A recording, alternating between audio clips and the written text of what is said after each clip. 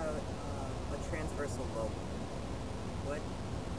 What would define a transversal moment? Well, a transversal moment is Sorry? a transversal moment. The most significant transversal moments, and I think Chris would agree with me. So you said that the most significant. I was saying the most significant ones. Is when Chris agrees with me. No, not at all. No, I don't think there needs to be agreement, but I think the most significant transversal moments are precisely when, and this happens, and you must know what I mean.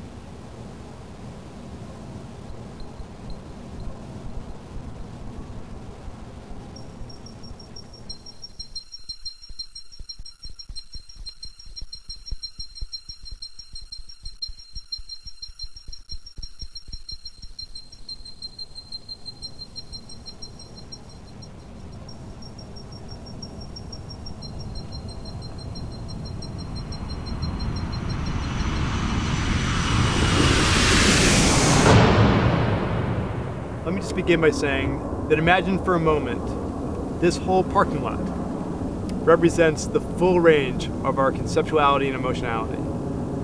I would call this space our subjective territories. Subjective territories are the multidimensional space through which we experience the world. It's sort of the scope of our experience, but it's always moving and in flux. So I'm in my subjective territory, Chris is in his, but insofar as we have shared interests, there's overlap. Right? And where there's shared interests in overlap, then there becomes lamination. Where there's lamination, there's greater investment. The greater investment, right, the greater the liability, the greater the need for organization. When we move out of our subjective territory, most often we're moving subjunctively. We're imagining what things are like as if or what if there's something else. Okay, now let's just pause at that idea for a moment and imagine that I blew up right here. All of a sudden, explosion, there I go, I'm gone. In any case, your relationship to the space, your relationship to this interview, those who are viewing it, would radically change in that moment. In all likelihood, we'd all be moving transversely to some extent. Me because I've been obliterated into something else, our viewers because their expectations for the documentary have radically changed, Chris's because his expectations have changed, and yours as well. So we're all reeling out at this moment. Conceptually and emotionally, together, just reeling. Okay, so transversal movement is when you're out of control. You move into what I call transversal territory. And that territory is where basically you're just free flying in any direction. Should you remain there, you'd be psychotic. Well, you'd be diagnosed as having some rather severe disorder as a result of the trauma. And then you wouldn't be coming back. You wouldn't be in transversal territory anymore, but your subjective territory would have so dramatically reconfigured into something else, you'd have a whole new set of sort of parameters by which your subjective territory is constituted. And that's sort of the example of an explosion. It's extreme, not typical, but really basically it's when something in your life structurally, instantly, when you can't prepare for it, gets changed.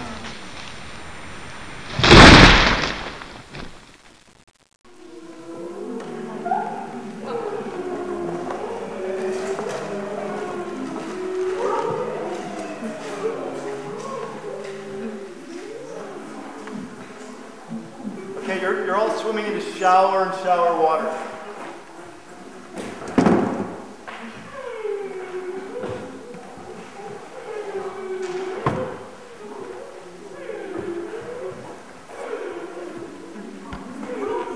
The light's much warmer now as the water is more shallow. It feels even better. Maybe it's like the equivalent of laying on the beach.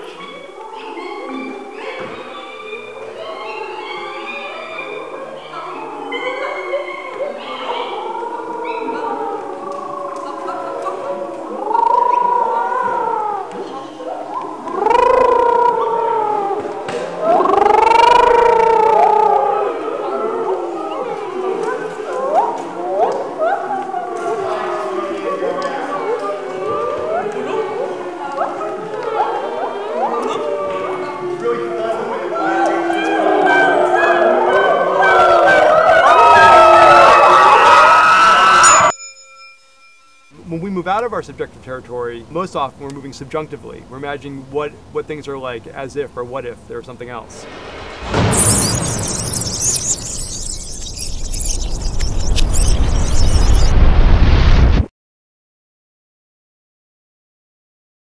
One of the other things that that's sort of a premise or a basis for this work is really physically being in a place where it's easier to lose control. So we started with the idea that you should be really fatigued when this work starts. You know, the expression punch drunk or punchy.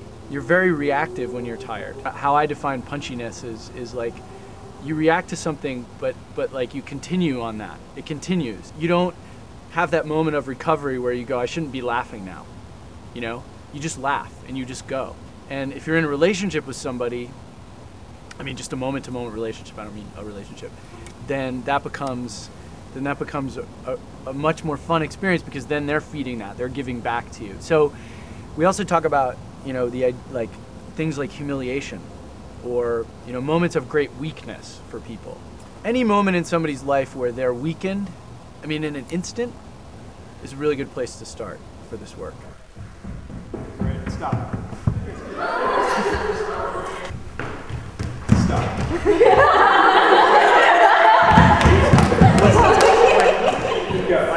It's stop.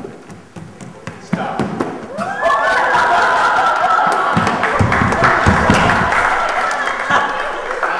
In our workshop, we did an exercise where the participants run as fast as they can at one of us who's standing in front of a wall. And I mean, really, as fast as they can, with their eyes closed. Or did I say that? With their eyes closed. So they close their eyes, we say go, they run as fast as they can at us, and we tell them to stop before they hit the wall. And so afterwards, what people said was that although they were giving themselves up to this experience, in fact, one of the participants said that she decided she didn't care if she hit the wall, right? Which I thought was an amazing thing to say. And she was, you know, being very genuine, I think. And I think for others, although they didn't go quite that far, but for others, although they were giving themselves up and it was a complete surrender, you know, and a kind of trust, even though I continually tried to discourage the trust, they still talked about just how amazing it was to transport themselves to a place of complete surrender. You know, that they'd allow themselves to be in this position. And I think that what that does is creates an opportunity. You know, it's sort of like the 250 milliseconds between the thought of thinking you're going to move your arm and when you actually move your arm. And so in that space, it's like almost anything can happen there, you know, through this course of the thought and what's going to happen at its conclusion. And each time it seems like they gave themselves over to the experience of they may or may not hit the wall. You know, I could potentially put them in an environment that's terrifying for them, or they could be running into a big pool of ice cream, which may or may not be terrifying for them. For me, depending on the chocolate would be really great. Ice cream. Yeah, anything like that.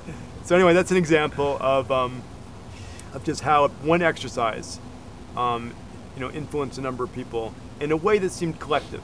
You know, because everyone was in it together, they were cheering and wanted to keep doing it, and even when we wanted to stop the exercise, they wanted to keep going. In every exercise that we sort of put our actors in, we allow it to be completely changeable. We allow things to go for probably longer than they should, to just see where people go, where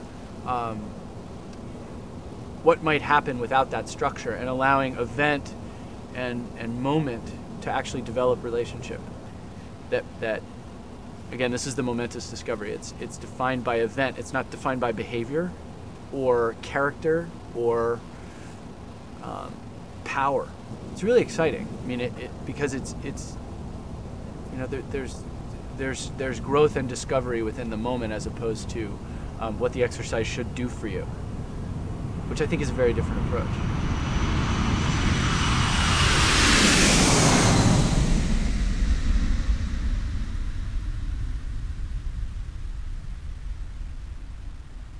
So, you mentioned about a transversal moment.